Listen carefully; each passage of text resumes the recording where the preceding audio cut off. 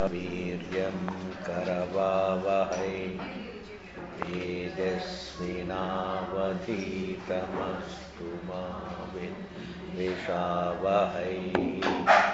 ॐ शान्ति शान्ति शान्तिः. The mic all right? Okay.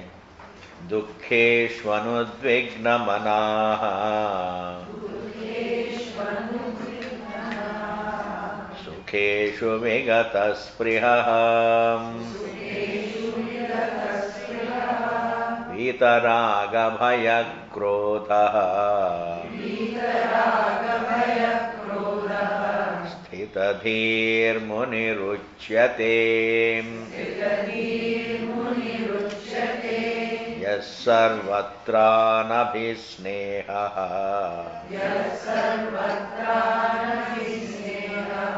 तत्तत्प्राप्य शुभाशुभम् नाभिनन्दति न द्वेष्टि अस्य प्रज्ञा प्रतिष्ठिता यदा संहरते चायम् कूर्मोऽङ्गानीव सर्वशः इन्द्रियाणीन्द्रियार्थेभ्यः तस्य प्रज्ञा प्रतिष्ठिता विषया विनिवर्तन्ते निराहारस्य देहिनः रसवर्जं रसोऽप्यस्य परं दृष्ट्वा निवर्तते यततो ह्यपि कौन्तेय पुरुषस्य विपश्चितः इन्द्रियाणि प्रमाथीनि हरन्ति प्रसभं मनः. We have seen dukkeshu anudvigna manaha and sukheshu vigata sprihaha. It is easier said than done. Means what? Don't lose your tranquility amid difficulties, and then sukheshu vigata sprihaha, and don't grow in your cravings amid pleasures. Means what? Remain unaffected amid difficulties and remain unaffected amid pleasures also. It is easier said than done. Even if it is easier said than done, one thing we have to understand, that is what we need in life. How not to be affected by difficulties and how not to be swayed by our comforts. Not to be swayed, that is what we are in need of. Actually, we are more in need of the strength by which we are not affected by difficulties.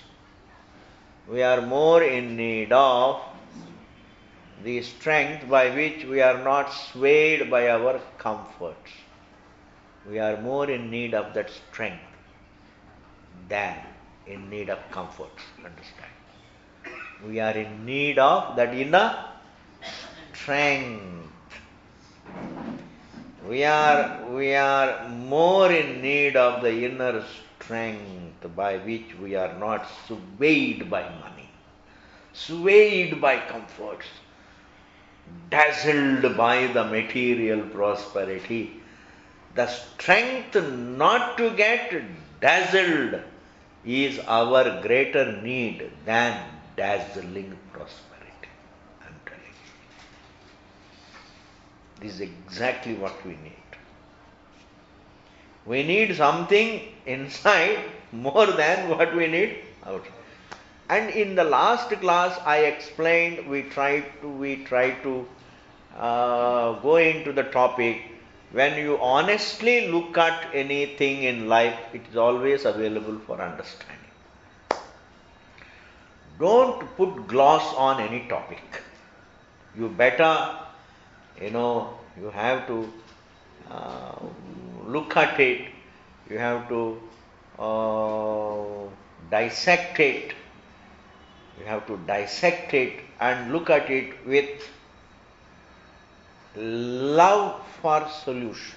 When you analyze a problem with honest, sincere love for solution, you will find solution.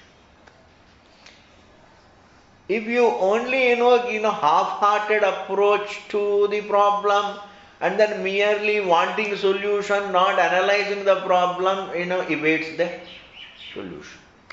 Therefore, we have to honestly look at this particular problem. And if there is a problem, it should be available for solution.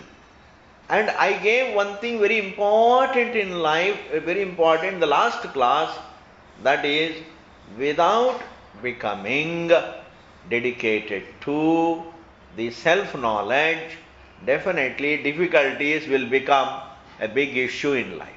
Difficulties cease to be difficulties if we are moving towards the truth. I gave the example, if yatra, you are walking towards Gangotri, the little ruggedness of the path, pebbles on the path, some difficulties on the path, you don't mind taking it in your stride. Freedom from difficulties is not possible, but you can become stronger to take it in your stride. That's all the option. The choice is not, it is not that one can have a journey minus problems. It's not possible to have a journey without problems. Wherever there is a journey, there will be problems. But what if there are problems, as long as I have enough mental strength and readiness to endure them and bear with them and not get cowed down by them. And if they don't stop my journey, what if they are there? Let them be there. They are a part of a journey. Difficulties in the journey are a part of the journey.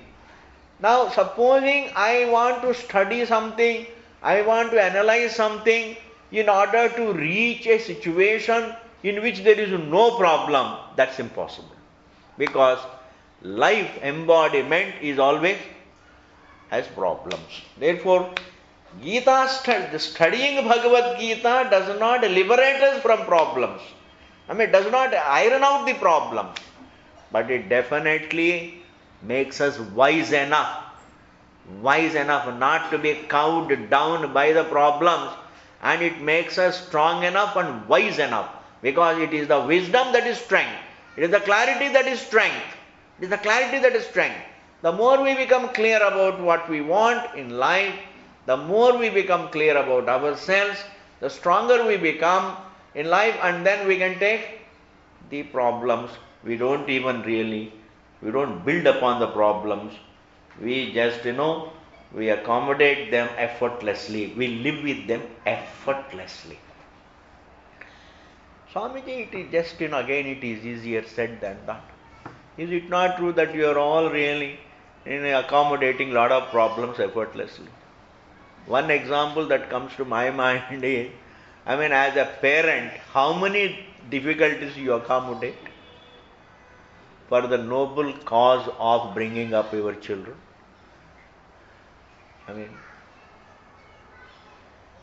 Because you want your children to be happy, you want your children to be educated, you want your children to be peaceful, you want the well-being, you want them to have all the absolute well-being, therefore you don't mind working day in and day out, and in the process how many difficulties you accommodate?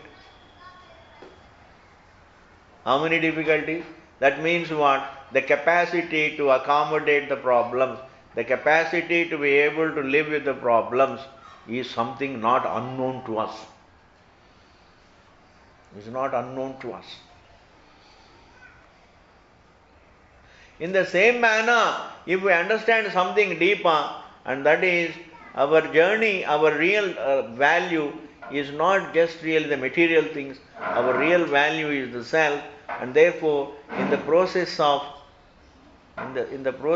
educating ourselves, in the process of finding out our own truth, in the process, if life is looked upon as a process of finding out ourselves, then definitely we can accommodate any number of difficulties. This we saw in the previous class. Now the next is Sukheshu Vigata Sprihaha.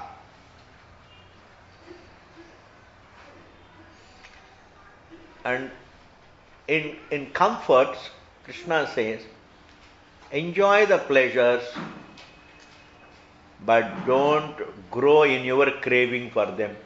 Pleasures always create more and more craving. Like, there is fire, you add fuel to the fire. When you add clarified butter to the fire, you add ghee to the fire, it flares up. How can you add ghee to the fire and contain it? How can you contain fire? How can you contain fire? You are adding ghee and also trying to contain it. Here Krishna says, the pleasures that come your way in life, you enjoy them and also contain them. This is something fantastic. You enjoy your pleasures and also contain them. Because it is not possible not to enjoy the pleasures that come your way, or certain pleasures that this embodiment requires. Eating is a pleasure. Eating is a bhoga. Let me use the term. Eating is a bhoga. Drinking is a bhoga. Any consumption is a bhoga. Any comfort is a bhoga. Anything that we take in order to live is a bhoga. What we take to live is a bhoga, and what we take to indulge also is a bhoga. Eating simple dal roti is a bhoga, and eating for your pleasure, like some extra continental stuff, that is also a bhoga. But don't say dal roti is not a bhoga. Dal roti also is a bhoga. Everything is a bhoga. Bhoga means what? Just consuming something. It's a bhoga. When I am looking at a tree and enjoying, that is a bhoga. Ultimately it is a bhoga. Supposing I get so interested in it and then the whole day I am looking at it, it is a bhoga. I am looking at the tree the whole day, it is a bhoga. I am hearing the music the whole day, it is a bhoga. And every time I am running to a hill station to enjoy all that is beautiful, there is a bhoga. That means that every second we are faced with bhoga. You can't run away from bhoga. You can't run away from bhoga. Therefore, don't detest bhoga, Krishna says. Don't detest sukha. You have to live amid sukha. Sukha will come your way. Pleasures do come your way. But enjoy them as a necessity for survival, as necessary for your survival, but contain the desire for them. Contain the craving. Pleasure doesn't disturb. The craving for it definitely disturbs. If a person enjoys food without a craving for it, but as a necessity, then I eat the food and I forget about it. Supposing after eating food, if I still have a craving inside, that disturbs. What disturbs is not a pleasure. What disturbs is not a pleasure. What disturbs us is the craving. Is the craving. What disturbs is not a comfort. Comfort relaxes. You have a nice place to sit down, you have a nice chair to sit down, you have nice furniture, you have a nice bed. These are all just meant to relax. They can't disturb. But if you crave for them and you want to improve upon their quality, that means you bank on them so much that craving disturbs. And craving creates fear. Because you start fearing, my God, I may lose them. Whenever the craving comes, the fear comes. Because we always fear. We always have the fear of losing what we crave for. We always get apprehensions. And you say, something tells from me. Nothing tells me, it is just a part of craving. Understand? Fear of losing is a part of craving.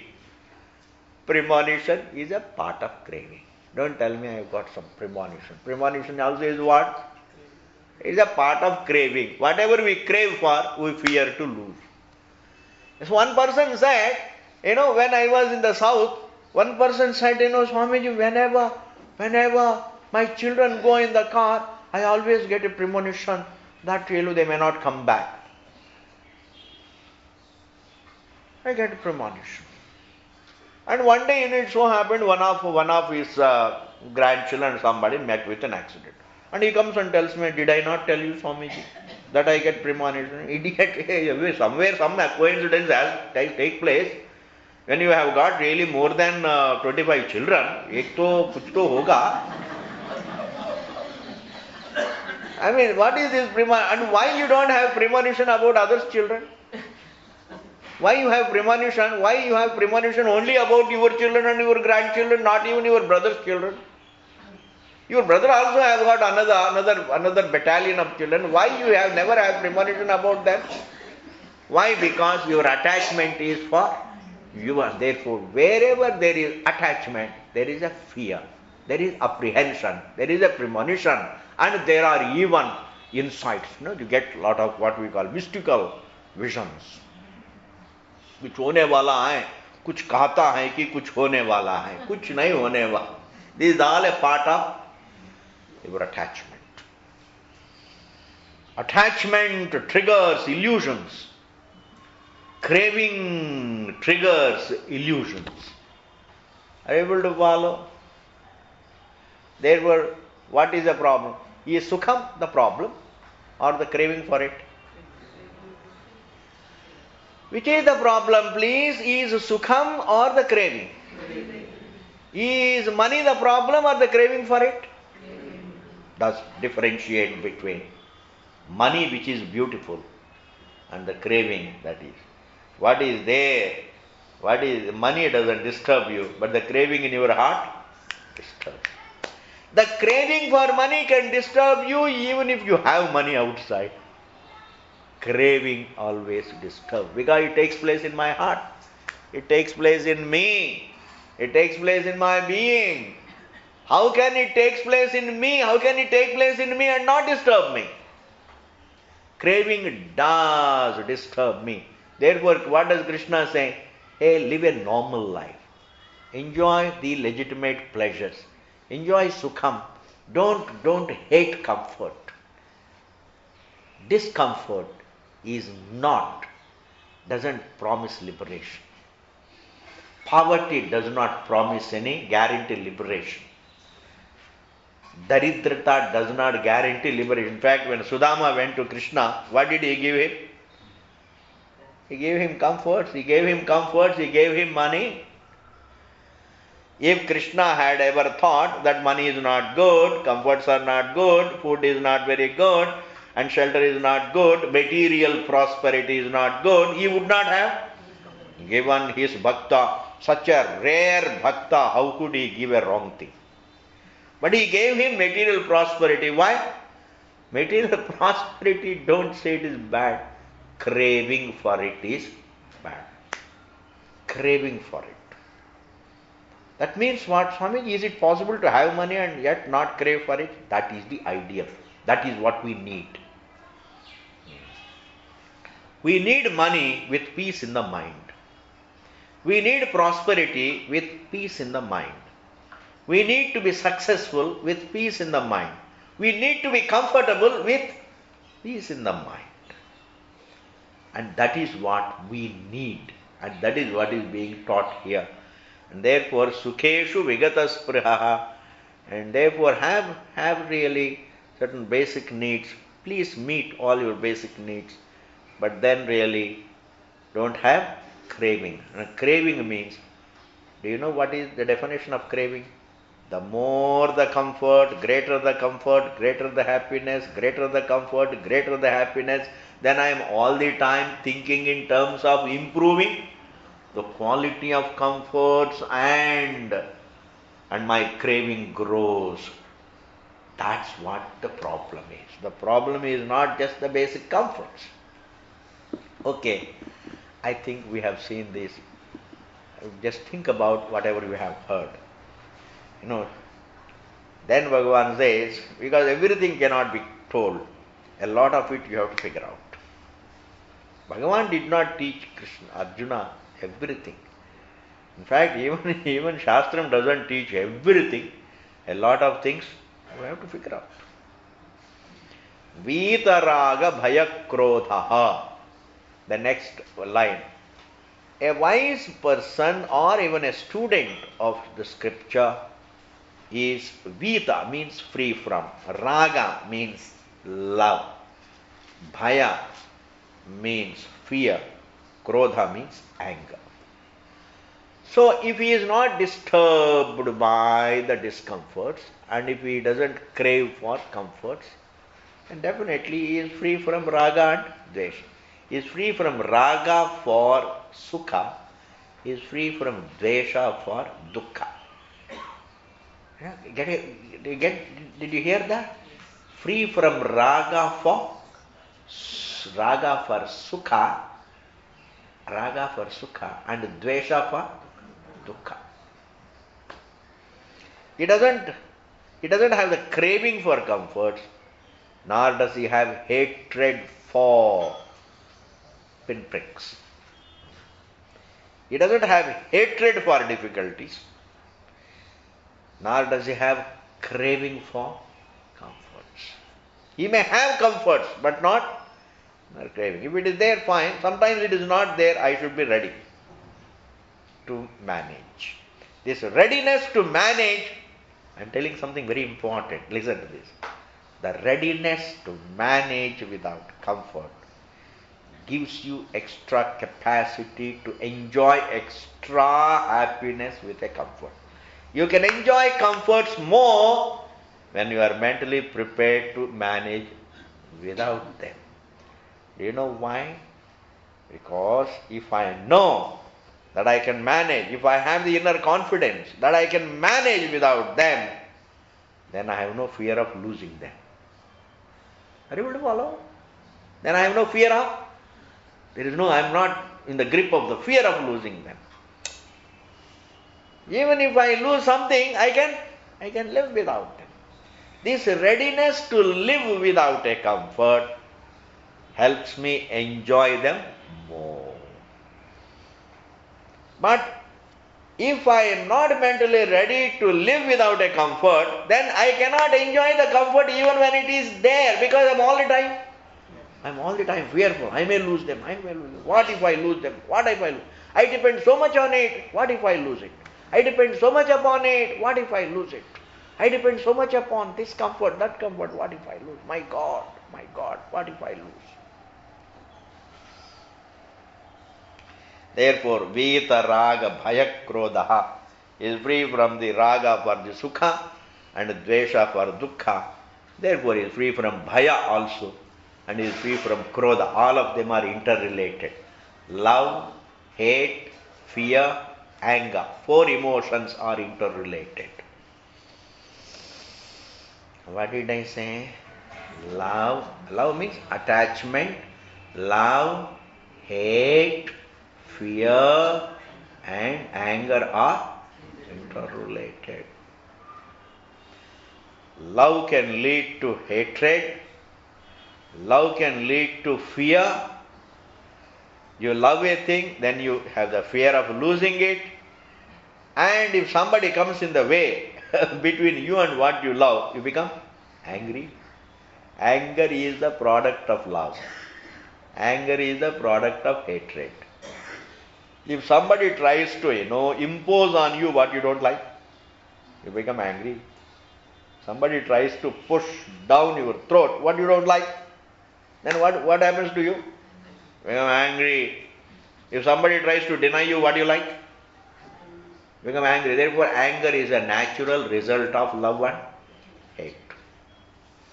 If you deny me what I love, I become angry. Or if you impose on me what I don't like, I become angry. Try to find out the third context for anger. Try to find out the third context for anger. Think independently. Try to find out anger. When does it take place? और कब होता है जी? Apart from raga dvesha. It's not a context of love, it's not a context of hatred. You are not being denied of what you like, or you are not being imposed upon, means nothing is being imposed upon you which you don't dislike. Nobody is pushing down your throat what you don't like. Are you able to follow? Then, can you be angry? Can you be angry when you are not denied of what you like? Can you be angry when somebody is not imposing on you what you don't like? Therefore, anger is related to raga and dvesha. When I am attached to something, anger is certain. When I hate something, hatred results in anger. Attachment also results in anger. Please repeat it. Hatred results in anger. And attachments also result in anger. What else results in anger? Can you come up with something? The third thing?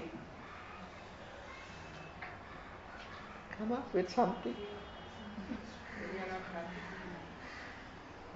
When you are not happy also means being denied of what you like.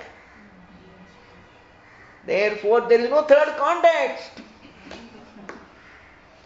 For anger, there is no third context. Therefore, anger is always, Bhagavan Krishna in every phrase says, Vyataraga Vayakrodha, Vyataraga Vayakrodha, Vyataraga Vayakrodha. How many times this phrase has come? Bhagavan, you know why? He said, he comes up with some of the very, very, very beautiful phrases more than once. Meaning what? He is giving a hint, you better memorize it. Bhagavan Krishna wants you to memorize. Vyataraga Vayakrodha. Similarly, fear also is related to what? Ragadvesha. I want you to understand this very, very, as a student. Where love and hatred not only result in anger, they also result in fear. Which is the third context of fear? Which is the third context of fear? Fear results from ragadvesha. Krodha also results from ragadvesha. Therefore, likes and dislikes are like highway robbers.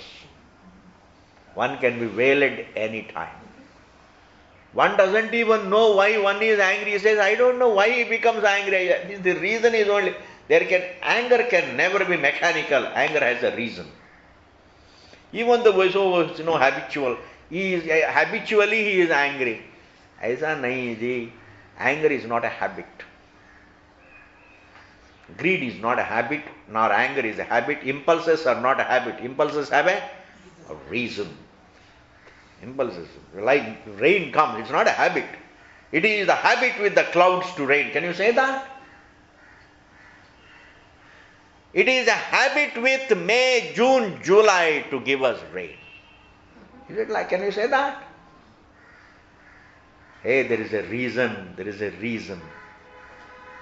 There is a reason. Therefore, ragadvesha, fear is born of love and hate. Anger also is born of love and hate. And the one who is free from is called Vedaraga Vayakrodha Sthitadir Muniruchyate.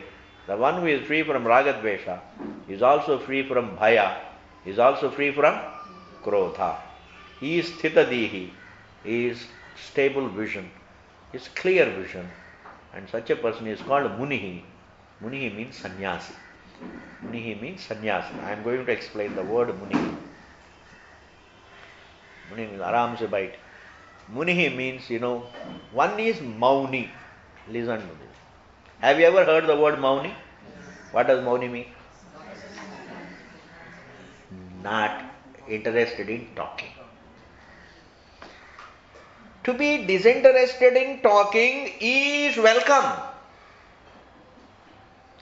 To be disinterested in talking is welcome because everybody has freedom to be interested or not interested in talking. But if he parades a theory that by not talking you will get enlightened, that's not welcome. That's not a part of education. Because not talking doesn't make you wiser. If not talking can make you wiser, every dumb person who doesn't have the speech should be wise. Therefore, as the child is born, offer a prayer to God. God, may my child ever remain dumb and tongueless, so that he can grow wise and become a Brahmajnani. Do we do that? Therefore, one is a Mauni. Mauni means one who doesn't talk. But Shastra says you can remain without talking for the purpose of Mananam, Muni. Not talking is useful, silence is useful if you want to use it for reflection. The one who is reflective inside is called a Muni. The one who doesn't talk is a Mauni. The one who reflects in his mind is a Muni. What do we require to be? Muni or Mauni? Muni. Supposing you are not a Muni at all, by just being a Mauni, it is not going to help you much. Maybe it will help others. When you are a Mauni, the others feel a sigh of relief. But it is not going to help you. Not in a big way. Maybe it will help you in a small way. Maybe it will help you in a small way. But it can't help you. The status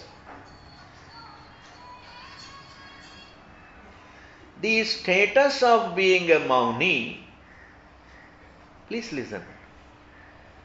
The status of being a Mauni doesn't help you as much as the status of being a Muni. Therefore, what do we need to be? Muni. Muni means sannyasi. Muni means a thinker, a reflective individual. Never just grow, physically, mentally sluggish and growing old. Sluggishly growing old is not a very desirable kind of lifestyle. Sluggishly, physically sluggish, mentally sluggish, day after day, I grow older. Well, what is the achievement in it? Sluggishly means mechanically I become aged. पता ही नहीं चला कब वृद्ध हो गया.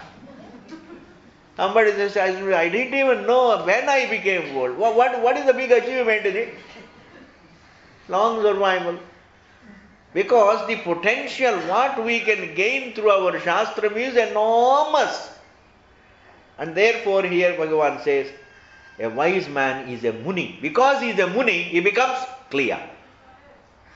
Reflection leads to clarity. Reasoning leads to clarity. Hearing leads to clarity. This is over. Now I am going to take up the next verse. Let us read this verse. Yas sarvatranabhisneha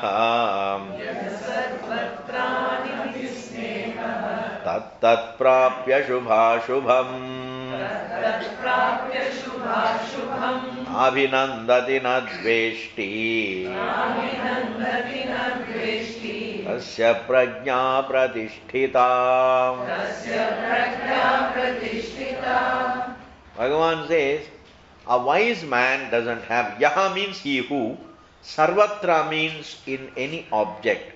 I mean with reference to any object or with reference to any person.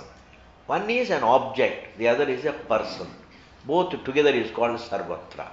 Or you can include a person, an object, or a place, or a situation, anything in this creation. That's called Sarvatra. Yaha, he who, anabhisnehaha. Snehaha means attachment. Abhisnehaha means too much of an attachment. Anabhisneha means the one who doesn't have too much of attachment. A wise person is one who doesn't have too much of an attachment to any particular person or any particular object or any particular place or any particular pleasure.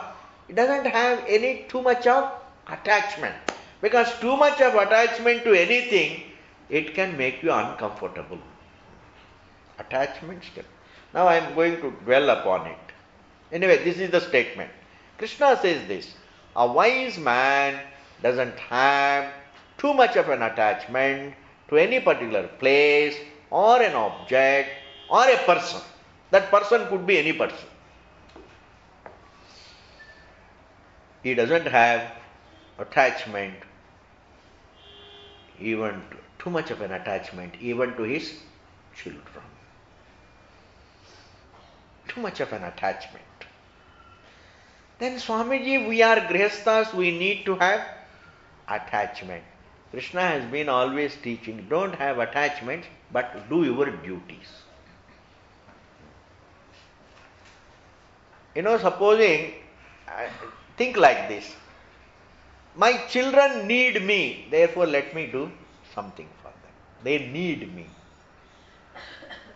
Don't say, I need them. They need me. My children are young, they need me. My children are not thinking properly, they are misguided, they need my guidance. My grandchildren need my attention. My friend needs my attention. My parents are old, they need my attention. Let me do it. If you think like that, what is it? Attachment or duty? They need me. They need me because I have created all this, therefore they need me. My children need me. My husband needs me. My husband needs me. My children need me. That means you are not attached to them, but then you are entertaining a sense of duty. Entertaining a sense of duty and doing the duty makes you a yogi, karma yogi, makes you a student of truth. I want to give time to my children because I am so attached to them. What is this? I want to give time, listen to it. I want to give time to my children because I am so attached to them. What is this? Duty or attachment? Attachment can make you worried. Attachment can make you anxious. Attachment really doesn't make you happy. Because attachment doesn't make you feel that I have done something great. But say, my children need me because they are young, they need me. Let me do something good for them. Let me do something which is useful for them because they are in need of me. They need me, let me do something. When you think like this, will it give you satisfaction or not? Duty done gives you satisfaction. Attachment entrenched into doesn't give you satisfaction, it only creates anxiety. The more you are attached, the more you become anxious.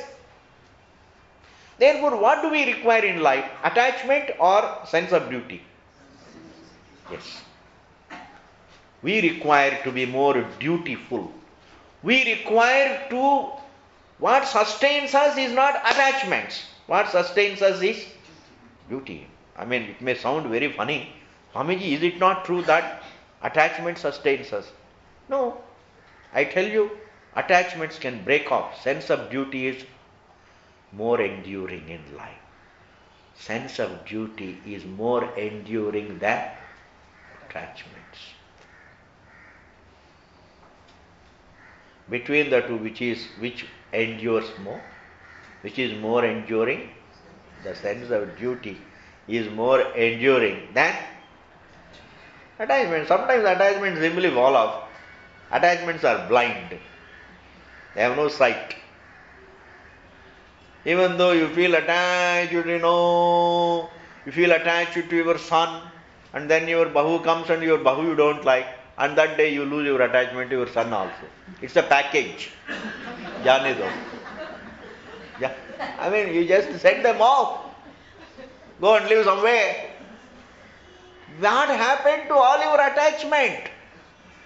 Supposing you have a sense of duty, my God, that's what sustains you. I am a father-in-law. I am a mother-in-law. And my son needs me.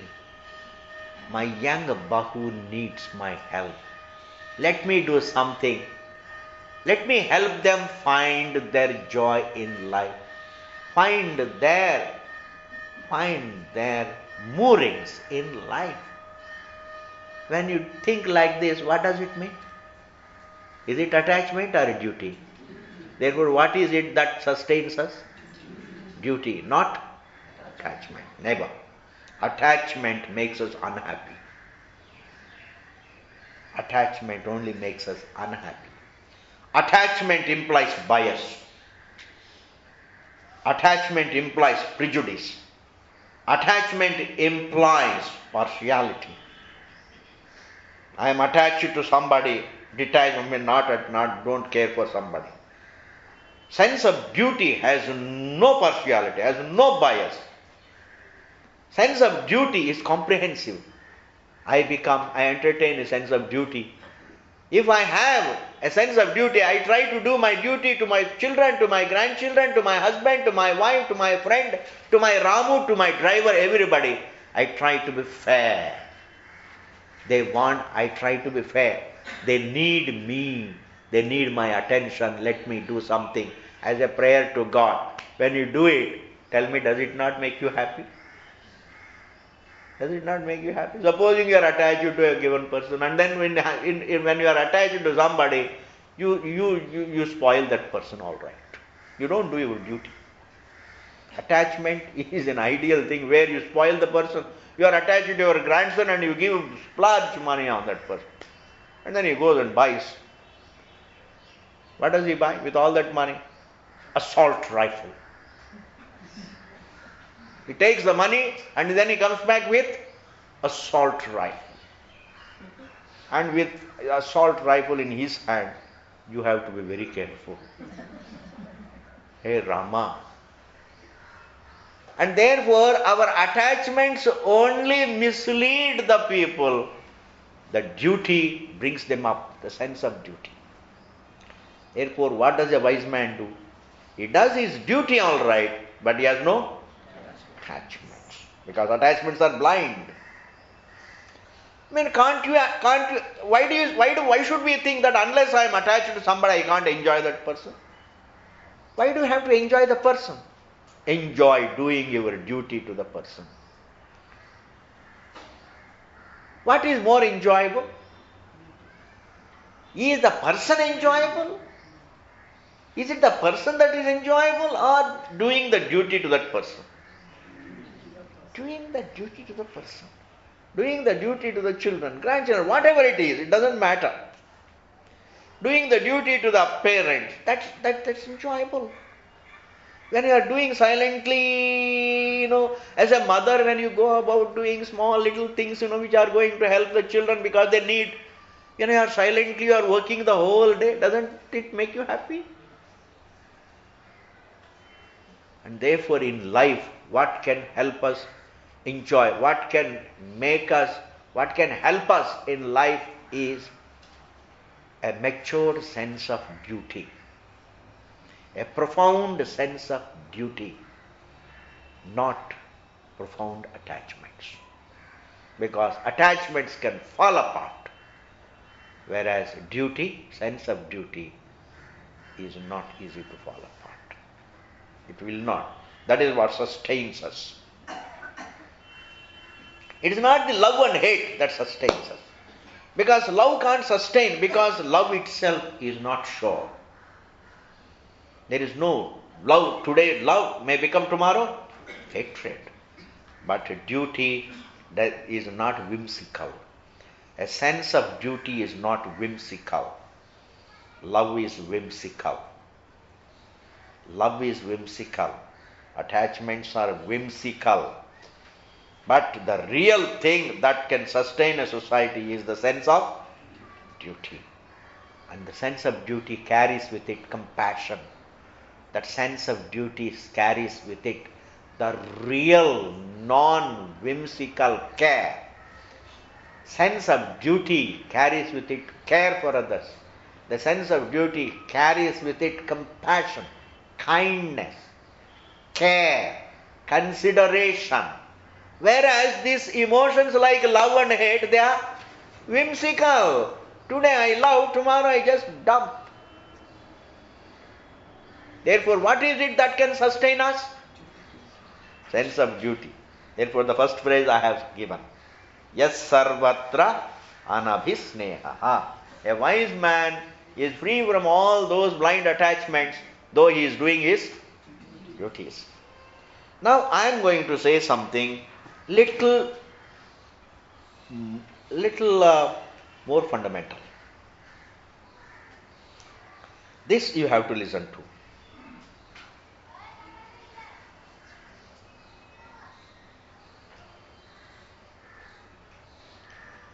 A young man is there. There is a young man. A child is there, and then there is a teenager, then there is as an adult, and then they become middle-aged, and become old. And these are all various stages of life. Asti, jayate, vardate, viparanamate, apakshiyate, which is various stages of life. And for a small infant in becoming a teenager, is there a pain? An infant grows out of infancy. When he becomes a teenager, he has grown out of infancy. This is called vriddhi. This is a growth.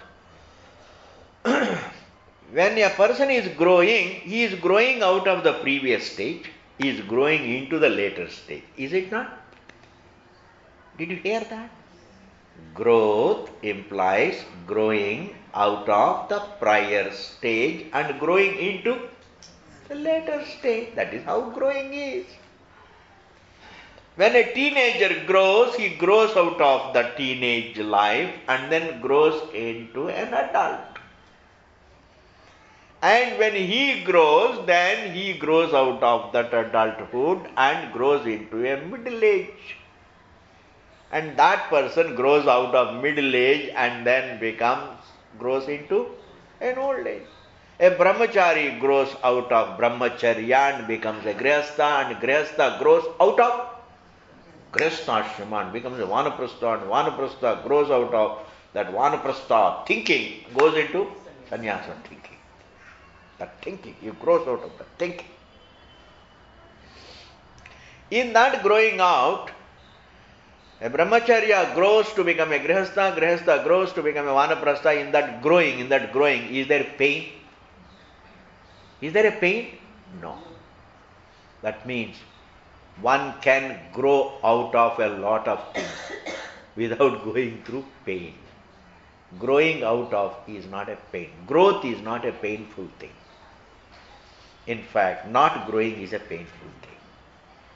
Understand? You suffer not growing. You enjoy growing.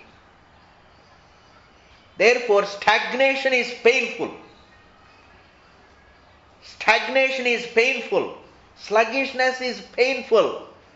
Stuntedness is painful. Non-movement is painful. Non-growing is painful. Staying put is painful. It is growing that's enjoyable. Therefore, Vedanta says, hey, you can grow out of all your imperfections also without pain. You can grow out of all these attachments. You can grow out of all those attachments. We may say, Swamiji, all right, you have given the example of, a person, an infant growing and becoming a teenager, teenager growing and becoming an adult, adult growing and becoming a middle age. Yeah, I say examples हम भी दे सकते हैं. जो आप कह रहे हैं वो तो हम भी कह सकते हैं. Why? Because if we know everything, that then one keeps on growing and one is enjoying. One keeps on growing, one is enjoying, and then it is painless also. It is enjoyable and it is painless. But growing out of attachments is not painless. Growing out of attachments is not painless, it is very painful. Once I have an attachment, and then to grow out of that attachment is painful.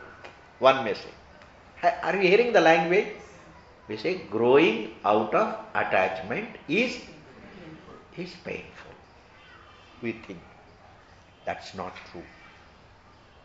What is painful is losing something for which I have attachment, losing a person for whom I have attachment, losing a place for which I have attachment. Losing the object of attachment is painful, but losing attachment is not painful. There is a difference between losing an object of attachment and losing. Losing means growing out of, wisely losing, unwinding an attachment. It is not dumping an object of attachment, wisely unwinding attachment. Wisely unwinding attachment is not painful, though losing an object of attachment is painful. Krishna is not recommending us, Krishna is not telling us to lose all the objects of attachment. Krishna says, have them all. Have children, grandchildren, money, everything have. But then really, you do your duties towards them, but then really, you grow out of. It's a very profound thing. कहते हैं ना, जमीन आसमान में जितनी फर्क होती है उतना फर्क है जमीन आसमान में जितना फर्क है. Losing an object of attachment is different from growing out of attachment. When you lose an object of attachment, you cry. But when you unwind your attachment for a thing, you feel liberated. Understand? When you unwind the attachment, you feel liberated. When you lose an object of attachment, you cry. It is a lot of unhappiness. Are you able to follow? You may say, why not have the attachment? No, when you have attachment, a blind attachment, when you have attachment, you suffer. You are anxious. You fear. Therefore, you do your duties. You do your duty towards a thing. Do your duty to the children. Do your duty. They need you. Think like that. They need me. Do your duties to your children, grandchildren, wife, husband, parents. Everybody in that setup, you look upon, you do your duties, but no blind attachments. Why? Because attachments only create only anxieties and fear, because they can never be the source of your happiness. The objects of your attachment can never be source of happiness.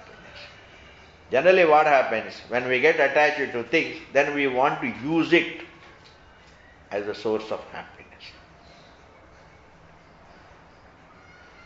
And therefore it is necessary to grow out of attachments.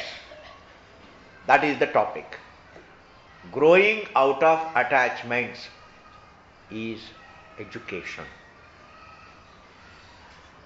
Growing out of attachments is growth.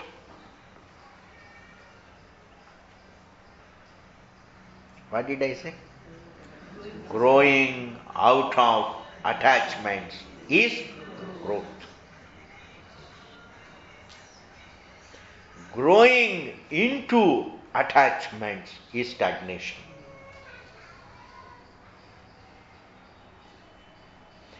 Growing more and more attached is stagnation.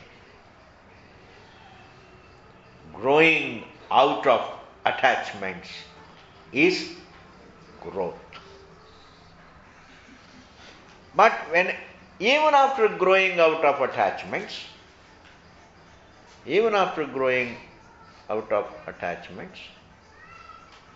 one can continue doing one's duties. One can continue enjoying doing duties. And therefore, you can just yes sarvatra anabhisneha.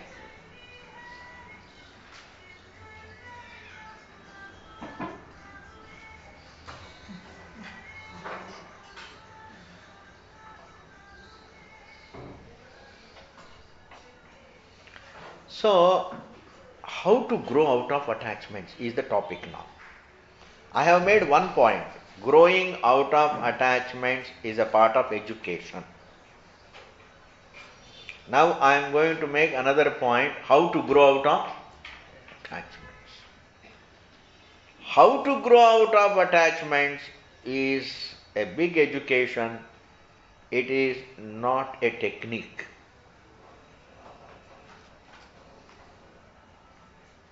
It's not a technique. It is wisdom. Meaning, I have to analyze. Now, in dream, see, we come back to Vedanta. Because without the unfoldment, without the topic of Vedanta, we can't really learn anything in life.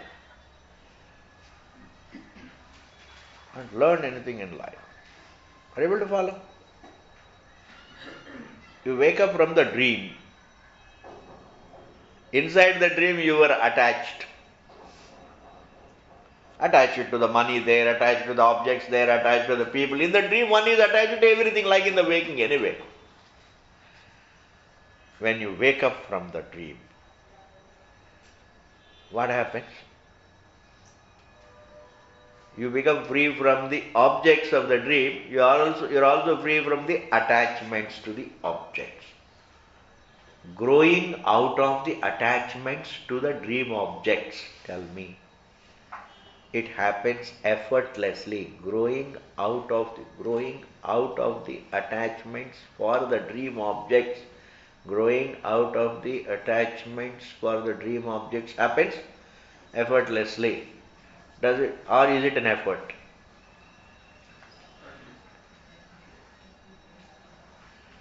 It is effort. Why it happened? Why does one grow? Why does one become? Why does one instantly grow out of attachments to the dream object? As soon as you wake up, you are no longer attached to the dream objects. Why? It looks as though the answer is known, but it needs to be known. It is known and it has to be looked at in a more correct manner. Why is man? The same principle we have to apply elsewhere. Why does man instantly grow out of attachments to the dream objects? Man grows out of attachments for the dream objects instantly because he knows they are not real. When the reality is negatable, attachment also is negatable.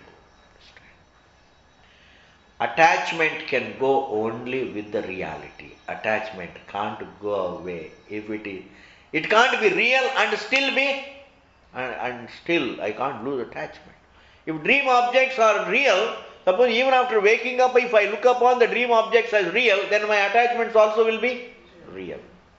But as I wake up, I discover that the dream objects are not real. Therefore, my attachments for them also just to go away. I become liberated from my attachments for the objects. What about the waking objects? Tell me. Swami, it is all right for you to say that the dream objects are false, that is everybody understands. What about the waking objects? Are they not real? I mean, this is where we have to be unbiased. We need to be unbiased in our analysis of the waking and the dream. If we say that the dream is false but the waking is real, we are biased. If we say that the dream is false and the waking is real, we are biased. Why do we say the waking is real? When I go to the dream, there is no waking. When I come to this state, that state is gone. When I go to the dream, there is no waking. There is no waking. There is no waking. And when I go into deep sleep, there is neither waking nor a dream. There is neither waking nor a dream. Just another 1 minute. Therefore, tell me, does the waking continue to be evident in the dream? Does the waking continue with you in the dream? Do you miss the waking in the dream? Do you miss the waking? Sometimes you go to America and dreaming, and then you have a dream as though you are in India. Or sometimes you are in India in the waking state, and then you go into dream, and then you are dreaming in America. But when you are dreaming in America, do you miss India? This is what is called, you have to be very, very unbiased. Just as the dream is not missed in the waking, waking also is not missed in the dream. I am going to just complete in 1 minute. Have patience. Not only is a dream not missed in the waking, dream is also not felt in the waking. Waking also is not felt in the dream. Waking also is not missed. Why should the waking be more real than the dream? And if we say waking is more real than the dream, are we not biased? Are we not biased? In fact, our bias in our day-to-day life is not, it's not that harmful. But bias in analyzing the truth, bias in determining what the truth is, that bias is much more harmful. Therefore, if the dream is something negatable, the waking also is negatable. It's not there in the dream. And similarly, when we fall asleep, deep sleep, there is neither waking nor dream. Neither we feel the waking nor we miss it. Neither we feel the dream nor we miss it. Therefore, both of them are equally false.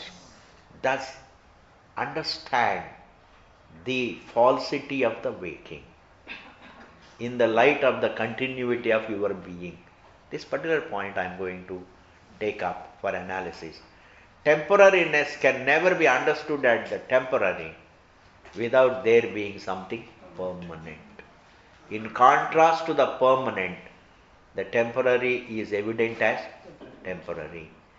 The small is evident as small only in comparison, contrast to the bigger. Therefore, what continues both in the waking and the dream and sleep, that what continues is our own existence. In contrast to that continuity, the waking is temporary, the dream is temporary, and therefore in the light of the continuity of that self, in the light of that continuity of the self, we have to grow out of the attachments for both the waking and the dream. That particular point, the continuity of our being, which is going to help us grow out of attachments, that we'll take up in the